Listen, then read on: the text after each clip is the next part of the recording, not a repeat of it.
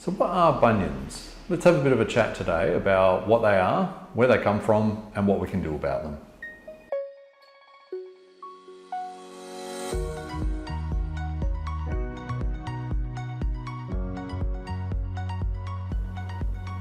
So what are bunions?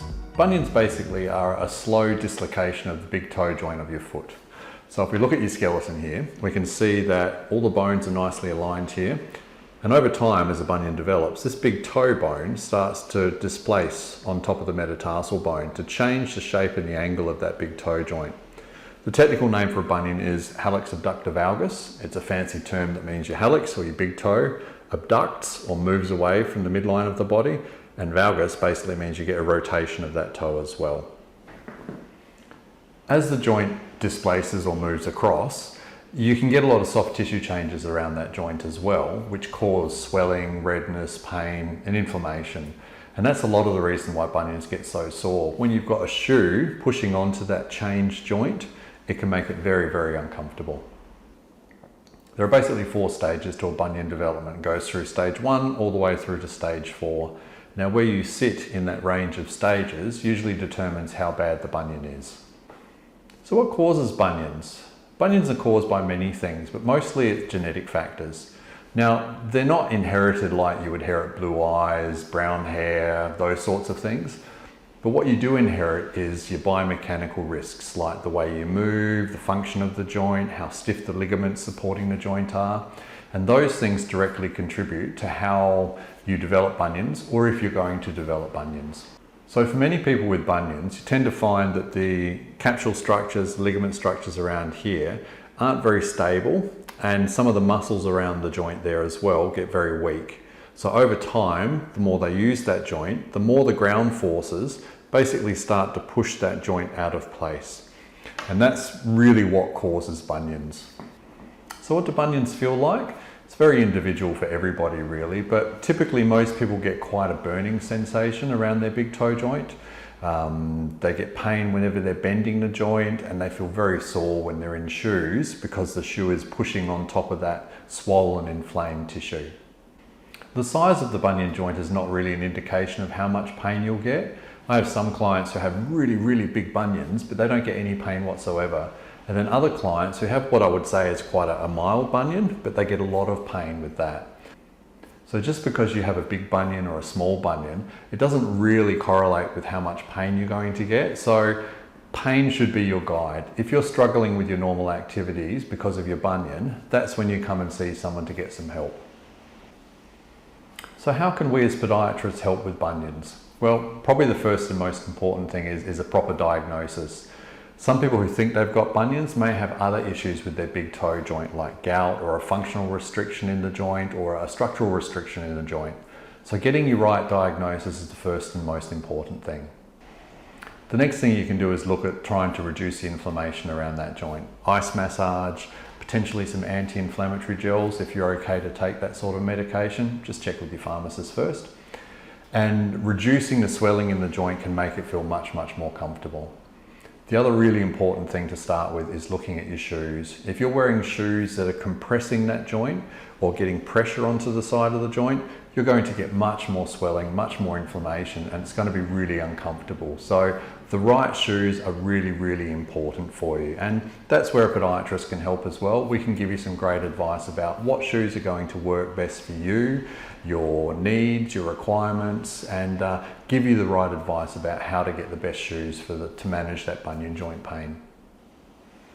For some people, orthotic devices in the shoes can be quite helpful with bunions as well.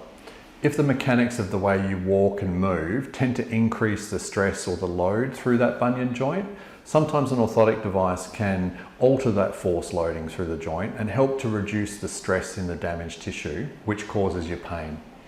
Your podiatrist can give you more advice about whether orthotic devices are helpful, and for some clients orthotic devices work really, really well. For some clients not so much. But that's where we as podiatrists can help give you the right advice about whether that may be an option for you moving forwards. Another option for painful bunions is going to be something like shockwave. Shockwave can help to repair some of the damaged tissue. It changes the inflammatory state within the joint from more of a ongoing chronic inflammation to a more of an acute inflammatory state, which your body is better able to heal. So Shockwave I've used quite often with people with bunion joint pain, and it has been quite a benefit to them.